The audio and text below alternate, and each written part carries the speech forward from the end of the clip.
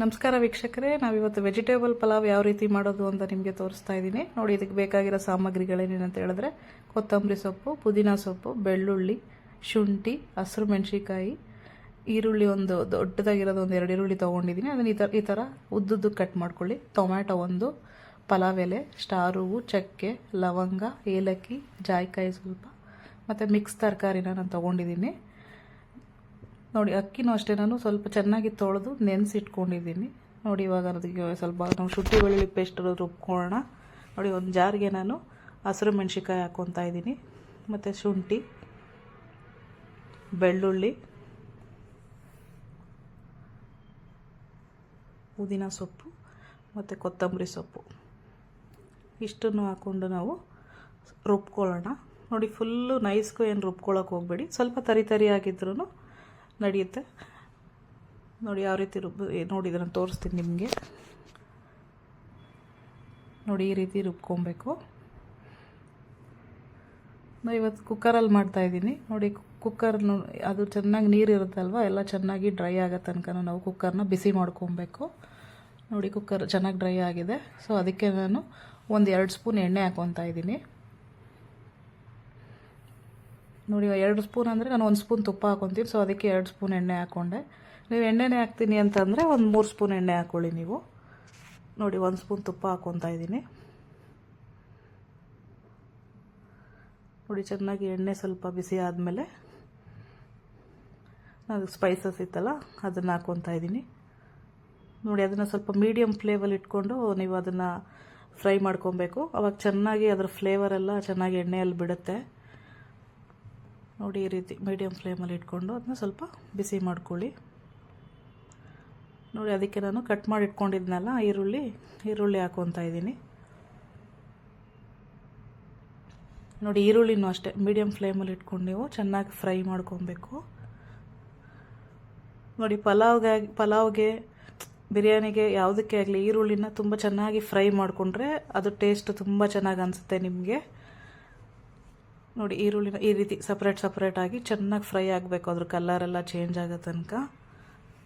ನೋಡಿ, ಮೀಡಿಯಮ್ ಫ್ಲೇಮಲ್ಲಿ ಇಟ್ಕೊಂಡೆ ಮಾಡಿ. ನೋಡಿ ಚೆನ್ನಾಗಿ ನೋಡಿ ಯಾವ ರೀತಿ ಕಲರ್ ಚೇಂಜ್ ಆಗ್ತದೆ. ಮೀಡಿಯಮ್ ಫ್ಲೇಮಲ್ಲಿ ಇಟ್ಕೊಂಡು ನೀವು ಒಂದು 3-4 ನಿಮಿಷ ಚೆನ್ನಾಗಿ ಫ್ರೈ ಮಾಡ್ಕೊಬೇಕು ಇದನ್ನು.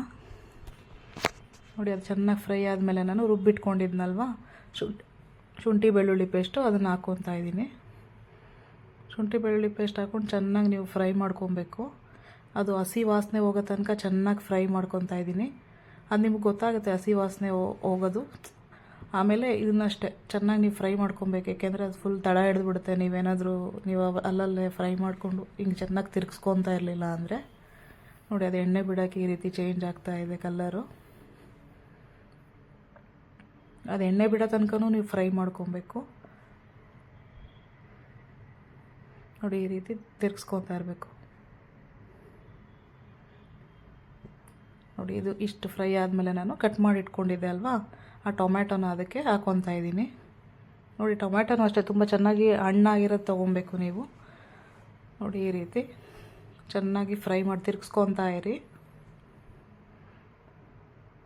ಟೊಮ್ಯಾಟೊನೂ ಅಷ್ಟೇ ನೀವು ಜಾಸ್ತಿ ತೊಗೊಂಡ್ರೆ ಟೇಸ್ಟ್ ಅದೇ ಡಿಫ್ರೆಂಟ್ ಟೊಮೆಟೊ ರೈಸ್ ಫ್ಲೇವರ್ ಬಂದುಬಿಡುತ್ತೆ ನಿಮಗೆ. ಸೊ ಅದಕ್ಕೆ ನಾನು ಒಂದೇ ಒಂದು ಟೊಮೆಟೊ ತೊಗೊಂಡಿದ್ದೀನಿ. ಇವತ್ತು ನಾನು 4ರಿಂದ 5 ಜನಕ್ಕೆ ಮಾಡ್ತಾ ಇರೋದ್ರಿಂದ 1 ಟೊಮ್ಯಾಟೊ ಸಾಕು. ನೋಡಿ, ಅದಕ್ಕೆ ನಾನು ರುಚಿಗೆ ತಕ್ಕಷ್ಟು ಉಪ್ಪನ್ನ ನಾನು ಹಾಕ್ಕೊತಾ ಇದ್ದೀನಿ. ನೋಡಿ, ಉಪ್ಪು ಇವಾಗೆ ಹಾಕ್ಕೊಳ್ಳೋದ್ರಿಂದ ಅದು ಟೊಮ್ಯಾಟೊನೂ ಅಷ್ಟೇ ಚೆನ್ನಾಗಿ ಬೇಯುತ್ತೆ. ನೋಡಿ, ಅದು ಟೊಮ್ಯಾಟೊನೂ ಅಷ್ಟೇ ಇವಾಗ ನೋಡಿ ಉಪ್ಪು ಹಾಕಿದ್ಮೇಲೆ ಅದು ಸ್ವಲ್ಪ ನೀರು ಬಿಡ್ಕೊಳ್ಳೋಕೆ ಸ್ಟಾರ್ಟ್ ಆಯಿತು. ನೋಡಿ, ಈ ರೀತಿ ಚೆನ್ನಾಗಿ ನೀವು ಫ್ರೈ ಮಾಡ್ಕೊಬೇಕು. ಟೊಮ್ಯಾಟೊನೂ ಅಷ್ಟೇ ಫುಲ್ಲು ಮೆತ್ತಗಾಗೋ ತನಕ ನೀವು ಫ್ರೈ ಮಾಡಿ. ನೋಡಿ, ಈ ರೀತಿ ಚೆನ್ನಾಗಿ ಫ್ರೈ ಆಗಬೇಕು. ಟೊಮ್ಯಾಟೊನೂ ಅಷ್ಟೇ ನೋಡಿ ಎಷ್ಟು ಚೆನ್ನಾಗಿ ಬೆಂದಿದೆ. ನೋಡಿ, ನೀರು ಅಷ್ಟೇ ಚೆನ್ನಾಗಿ ನೀರು ಬಿಟ್ಕೊಂಡಿದೆ. ಇದು ಡ್ರೈ ಆಗೋ ತನಕ ಸ್ವಲ್ಪ ಚೆನ್ನಾಗಿ ತಿರ್ಗಿಸ್ಕೊಳ್ಳೋಣ. ನೋಡಿ, ಅದಕ್ಕೆ ನಾನಿವಾಗ ಕಟ್ ಮಾಡಿಟ್ಕೊಂಡಿದ್ದೆ ಅಲ್ವಾ ಮಿಕ್ಸ್ ತರಕಾರಿ ಅದನ್ನು ಹಾಕ್ಕೊತಾ ಇದ್ದೀನಿ. ನೋಡಿ, ತರಕಾರಿ ಹಾಕ್ಕೊಂಡು ಅಷ್ಟೇ ಸ್ವಲ್ಪ ಫ್ರೈ ಮಾಡಬೇಕು. ಒಂದು 1/4 ಭಾಗ ಇವಾಗ ನಾವು ಫ್ರೈ ಮಾಡೇ ನಾವು ಅದನ್ನು ಬೇಯಿಸ್ಕೊಬೇಕು ತರಕಾರಿನ. ಯಾಕೆಂದರೆ ಅಕ್ಕಿನೂ ನಾನು ಸ್ವಲ್ಪ ನೆನೆಗೆ ತೊಳೆದು ಚೆನ್ನಾಗಿ ನೆನೆಯಕ್ಕೆ ಇಟ್ಟಿರೋದ್ರಿಂದ ಬೇಗನೂ ರೈಸ್ ಆಗಿಬಿಡುತ್ತೆ. ಸೊ ಅವಾಗ ತರಕಾರಿ ಎಲ್ಲ ಅಕ್ಕಿ ಅನ್ನ ಆಗಿಬಿಡುತ್ತೆ. ಅದಕ್ಕೋಸ್ಕರ ನಾನು ಇದನ್ನೇ ಒಂದು ಕಾಲು ಭಾಗ ಇವಾಗಲೇ ಫ್ರೈ ಮಾಡಿಕೊಂಡು ಬೇಯಿಸ್ಕೊತಾ ಇದ್ದೀನಿ. ನೋಡಿ, ಈ ಥರ ಮೀಡಿಯಮ್ ಫ್ಲೇಮಲ್ಲಿ ಇಟ್ಕೊಂಡೇ ನೀವು ಮಾಡ್ಕೊಬೇಕು. ನೋಡಿ, ಉಪ್ಪು ಅಷ್ಟೇ ನಾನು ಆಲ್ರೆಡಿ ಹಾಕಿರೋದ್ರಿಂದ ಉಪ್ಪೇನು ಹಾಕೋದು ಬೇಡ, ಮತ್ತು ಅದರಲ್ಲೇ ಚೆನ್ನಾಗಿ ಬೇಯುತ್ತೆ. ನೋಡಿ, ಈ ರೀತಿ ನೀವು ತರಕಾರಿನೂ ಅಷ್ಟೇ ಚೆನ್ನಾಗಿ ಇವಾಗಲೇ ನೀವು ಹಾಕಿ ಅದನ್ನು ಫ್ರೈ ಮಾಡೋದ್ರಿಂದ ಉಪ್ಪು ಚೆನ್ನಾಗಿ ತರಕಾರಿಗೆಲ್ಲ ಚೆನ್ನಾಗಿ ಹಿಡಿಯುತ್ತೆ. ನೋಡಿ, ಅದಕ್ಕೆ ನಾನು ಅಕ್ಕಿಗೆ ನೆನೆಸಿಟ್ಕೊಂಡಿದ್ನಲ್ವ, ನೀರು ಕೂಡ ಅದು 1:2 ರೇಷಿಯೋದಲ್ಲಿ ಅವಾಗೇ ಹಾಕಿ ನಾನು ನೆನೆಸಿಟ್ಟಿರೋದ್ರಿಂದ ಅದೇ ನೀರು ಮತ್ತು ಹಾಕ್ಕೊತಾ ಇದ್ದೀನಿ.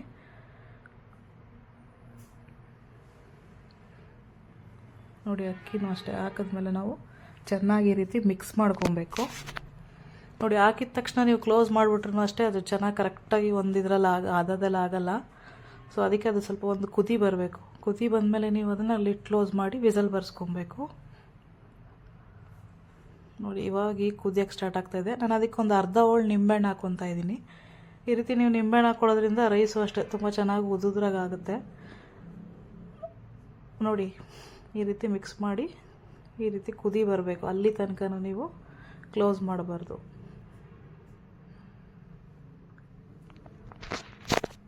ನೋಡಿ, ನಿಂಬೆಹಣ್ಣು ಜಾಸ್ತಿ ಹಾಕ್ಬಿಡಕ್ಕೆ ಹೋಗ್ಬೇಡಿ, ಅದು ಮತ್ತೆ ಹುಳಿ ಆಗಿ ಬಂದುಬಿಡುತ್ತೆ. ಅರ್ಧ ಹೋಳು ಹಾಕ್ಕೊಂಡ್ರೆ ಸಾಕು. ನೋಡಿ, ಈ ರೀತಿ ಕುದಿ ಬರೋದ್ರಿಂದ ಕ್ಲೋಸ್ ಮಾಡಿ ನಾನು ಅದನ್ನು ಒಂದು 2 ವಿಸಲ್ ಬರ್ಸ್ಕೊತೀನಿ. ಅಂದರೆ ನೀವು ಮೀಡಿಯಮ್ ಫ್ಲೇಮಲ್ಲಿ ಇಟ್ಕೊಂಡೇ ನೀವು ಮಾಡ್ಕೊಬೇಕು. ನೋಡಿ, 2 ವಿಸಲ್ ಬಂದಿದೆ ಇವಾಗ. ನೋಡಿ ಯಾವ ರೀತಿಯಾಗಿದೆ ಅಂತ ನೋಡೋಣ ಇವಾಗ ವೀಕ್ಷಕರೇ. ನೋಡಿ ಎಷ್ಟು ಚೆನ್ನಾಗಿ ಬಂದಿದೆ ಅಂತ. ನೋಡಿ, ಇದನ್ನು ನಾವು ತಿರ್ಗಿಸ್ಕೊಳ್ಳೋಣ. ನೋಡಿ ಯಾವ ರೀತಿ ಉದ್ದುದ್ರಾಗಿದೆ ಅಂತ. ತುಂಬ ಚೆನ್ನಾಗಾಗಿದೆ ರೈಸು, ತುಂಬ ಚೆನ್ನಾಗಿ. ನೋಡಿ, ಈ ರೀತಿ ಉದ್ದುದ್ರಾಗಬೇಕು, ಆವಾಗೇ ಪಲಾವ್ ತಿನ್ನೋಕ್ಕೆ ಚೆನ್ನಾಗಿರುತ್ತೆ. ನೀವು ಇದನ್ನು ವೀಕ್ಷಕರೇ ಒಂದ್ಸಲ ನಿಮ್ಮ ಮನೇಲಿ ಟ್ರೈ ಮಾಡಿ ನನಗೆ ಹೇಗಿದೆ ಅಂತ ಕಮೆಂಟ್ ಮಾಡಿ ತಿಳಿಸಿ. ವೀಕ್ಷಕರೇ, ನಿಮಗೆ ಈ ವಿಡಿಯೋ ಇಷ್ಟ ಆದಲ್ಲಿ ಪ್ಲೀಸ್ ಲೈಕ್ ಮಾಡಿ, ಶೇರ್ ಮಾಡಿ ಮತ್ತು ಸಬ್ಸ್ಕ್ರೈಬ್ ಮಾಡಿ. Thank you.